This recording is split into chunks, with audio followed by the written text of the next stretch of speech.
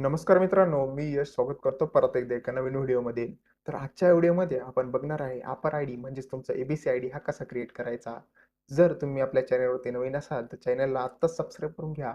जेणेकरून असेच नवीन-नवीन व्हिडिओज तुमच्यापर्यंत लवकरात लवकर पोहोचतील. तर चला सुरू करूया. सर्वात पहिल्यांदा तुम्हाला क्रोम ओपन करून घ्यायचं आहे. त्यानंतर तुम्हाला सर्च करायचं आहे डिजिलॉकर. तुमचा डिजिलॉकर सर्च केल्यानंतर तुम्हाला असं एक लिंक ओपन होईल. पहिली जी वाली लिंक असेल त्यावरती क्लिक करायची आहे. त्यानंतर तुम्हाला या ठिकाणी तुमचं लॉगिन किंवा रजिस्ट्रेशन प्रोसेस ही कंप्लीट करून घ्यायची आहे.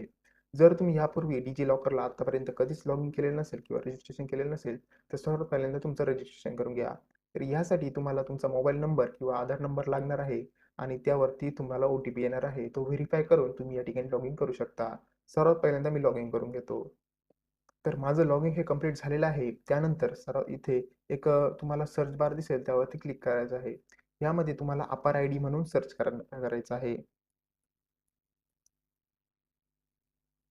त्यानंतर तुम्हाला फर्स्टवालं जे काही ऑप्शन असेल त्यावरती क्लिक करून इथे अपर आय-डी असे ऑप्शन दिसेल त्यावरती क्लिक करायचं आहे. यामध्ये तुम्हाला जेवढी काही इन्फॉर्मेशन दिसते ती सर्व इन्फॉर्मेशन फिल करायची आहे. तर चला ते पण बघू. तर यामध्ये सर्वात पहिल्यांदा तुमचं नाव असणार आहे, तुमची बर्थ डेट व तुमचे जेंडर हे असणार आहे. तर ही सर्व इन्फॉर्मेशन जी आहे ती ऑटोमॅटिकली अपडेट झालेली असणार आहे. त्यानंतर तुम्हाला आयडेंटिटी व्हॅल्यू म्हणून सिलेक्ट करायचं असणार आहे. तर ह्यामध्ये तुम्ही तुमचा रोल नंबर टाकू शकता किंवा तुमचा रजिस्ट्रेशन नंबर, तुमचा एनरोलमेंट नंबर किंवा जर तुमचं ॲडमिशन नवीन असेल तर न्यू ॲडमिशनवरती क्लिक करून ती व्हॅल्यू टाकू शकता. जर तुमच्याकडे यापैकी कोणताही व्हॅल्यू नसेल किंवा एक पण नंबर नसेल, तर तुम्ही नन या ऑप्शनला क्लिक करून पुढे जाऊ शकता. ओके. तर त्यानंतर तुम्हाला तुमच्या कॉलेजचं नाव सिलेक्ट करायची इथे गरज पडणार आहे. तर यामध्ये डायरेक्ट तुमचं पहिल्यांदा कॉलेजचं नाव सर्च करून बघा. जर तिथे तुमच्या कॉलेजचं नाव येत नसेल, तर तुमच्या जी काही युनिव्हर्सिटी असेल, ते युनिव्हर्सिटीचं नाव या ठिकाणी सिलेक्ट करून ते पण चालणार आहे.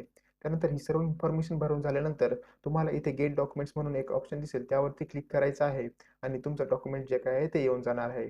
त्यानंतर तुमची जेवढी काही माहिती असेल ती व्हेरिफाय होईल. व्हेरिफाय झाल्यानंतर तुमचे डॉक्युमेंट्स तुम्हाला शो होणार आहे. तर ते शो कुठे होणार आहे? तर सर्वात पहिल्यांदा तुमच्या होम स्क्रीनवरती तुम्हाला यायचं आहे. इथे सर्वात तुम्हाला दिसतंय की युअर इश्यूड डॉक्युमेंट्स. तुम्ही आत्तापर्यंत जेवढे पण काही डॉक्युमेंट्स काढलेले असतील ते सर्व तुम्हाला इथे दिसणार आहे. तर या ठिकाणी माझं पहिलंच दिसतंय अपर आय-डी. तर मी त्यावरती क्लिक करतो आणि लगेच माझा अपर आय-डी जे आहे ते ओपन होऊन जाणार आहे. जर तुम्हाला व्हिडिओ आवडला असेल तर लाईक करा, शेअर करा आणि चॅनलला सबस्क्राईब करायला विसरू नका.